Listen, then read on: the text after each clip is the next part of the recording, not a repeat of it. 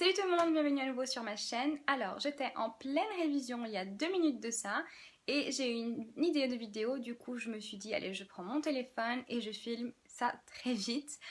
C'est une petite vidéo d'astuce sur les post-it ou les petits bloc-notes. Alors, une petite astuce, c'est que l'on peut utiliser les petits post-it ou les petits bloc-notes qui sont toujours très très mignons. Il y en a pour tous les goûts, tous les goûts. Comme vous pouvez le voir, j'en ai plein. Il y en a qui sont très festifs, comme pour Noël, pour la Saint-Valentin. Il y en a plein, surtout aux États-Unis. Et ils sont très mignons, mais ils peuvent être très utiles également.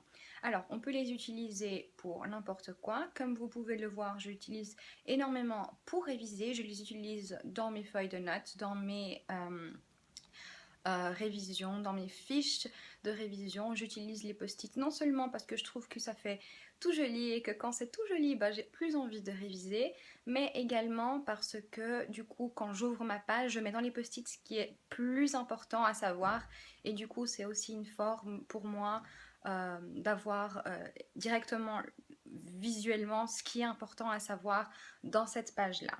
Donc on peut aussi utiliser les post-it dans un planeur, par exemple dans mon Erin Condren je les utilise parfois juste pour décorer, mais je les utilise, ou aussi par exemple si vous avez un rendez-vous à l'avance et que vous n'avez pas envie d'écrire directement sur votre planeur parce que vous voulez décorer, parce que vous ne voulez pas tout de suite écrire de peur à ce que le rendez-vous change, etc. Vous pouvez utiliser le petit post-it comme j'utilise ici par exemple pour le 13 et le 14 juillet et c'est tout fait, voilà.